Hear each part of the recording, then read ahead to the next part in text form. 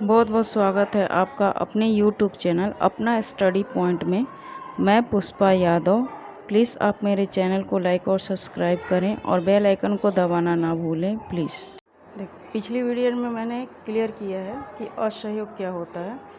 अब इसमें पढ़ेंगे आंदोलन के भीतर अलग अलग धाराएँ थी। जो असहयोग आंदोलन बोलिए या खिलाफत आंदोलन बोलिए, ये अंग्रेज़ों के खिलाफ़ की गई थी।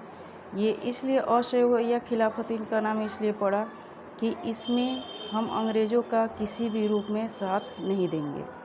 तो असहयोग खिलाफत आंदोलन जनवरी 1921 में शुरू हुआ था। यह आंदोलन में विभिन्न सामाजिक समूहों ने भाग लिया। ये जो आंदोलन था ना, असहयोग बोलिए या खिलाफत बोलिए, इसमें विभिन्न सामाजिक समूहों ने भाग लिया था, लेकिन हर एक की अपनी अपनी आकांक्षाएँ थी। इसमें कृषक वर्ग, मध्यम वर्ग, अमीर सारे लोगों ने भाग लिया था, लेकिन आकांक्षाएँ सबकी अलग अलग थी, क्योंकि लोग अंग्रेज सरकार से एक ही जैसे तो पीड़ित नहीं थे, तरह तरह से पीड़ित थे। सभी ने स्वराज के आह्वान को स्वीकार तो किया, लेकिन उसके लिए उसके अर्थ अलग अलग थे। देखिए, सबसे पहले पढ़ते हैं शहरों में आंदोलन। आंदोलन की शुरुआत शहरी मध्य वर्ग की हिस्सेदारी के साथ हुई। हजारों विद्यार्थियों ने स्कूल कॉलेज छोड़ दिया। जैसा कि असहयोग में गांधी जी ने जो मांग की थी लोगों से, जो अपील की थी कि आपको क्या क्या करना है, उसी के अनुसार हजारों जो विद्यार्थी थे उन्होंने स्कूल कॉलेज छोड़ दिया। हेडमास्टर और शिक्षकों ने इस्तीफे सौंप दिए। वकीलों ने मुकदमे लड़ना बंद कर दिया। मद्रास और ज़्यादातर प्रांतों में परिषद चुनाव का बहिष्कार किया गया। परिषद चुनाव पहले ही बोला गया था, उनका बहिष्कार किया गया। मद्रास में गैर ब्राह्मणों ने चुनाव का बहिष्कार नहीं किया, क्योंकि गैर ब्राह्मण को ऐसा था कि अगर हम बहिष्कार नहीं करेंगे तो हमको भी ब्राह्मणों जैसे अधिकार मिल जाएंगे। विदेशी सामानों का बहिष्कार किया गया। शराब की दुकानों की पैकेटिंग की गई। विदेशी कपड़ों की होली जलाई जाने लगी। विदेशी कपड़ों को जलाया जाने लगा। 1921-22 में विदेशी कपड़ों का आयात आधा रह गया।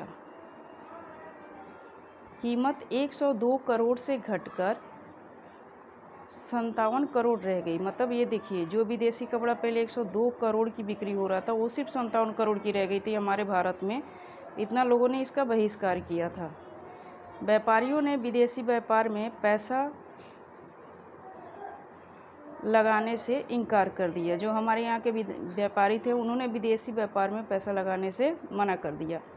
जब बहिष्कार आंदोलन फैला तो लोग भारतीय कपड़े पहनने लगे। उसके बाद क्या हुआ, जब बहिष्कार पूरा चारों तरफ फैल गया तो लोग अब भारतीय कपड़े पहनने लगे।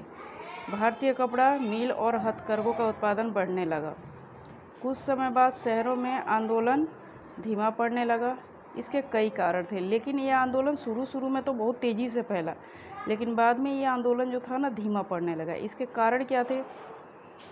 खादी का जो कपड़ा होता था, मिलों में जो कपड़े बन रहे थे, जो अंग्रेज़ों द्वारा मिलों में जो कपड़े बनाए जा रहे थे, भारत जो खादी का कपड़ा बना रहे थे ना, उससे मिलों के कपड़े जो है ना सस्ते पड़ रहे थे और खादी के कपड़े महंगे पड़ रहे थे।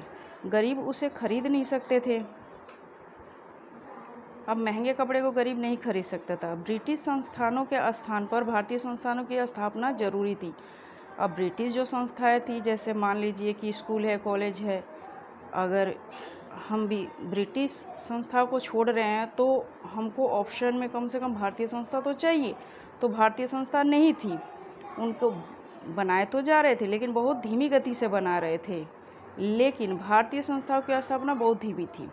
फलस्वरूप जो विद्यार्थी थे, शिक्षक सरकारी स्कूलों में लौटने लगे। अब इस तरीके से क्या हुआ ना, जो शिक्षक थे, विद्यार्थी थे, सरकारी वकील थे, ये सारे के सारे फिर से वापस अपने अपने काम पे लौटने लगे तथा वकील दोबारा सरकारी अदालतों में दिखाई देने लगे।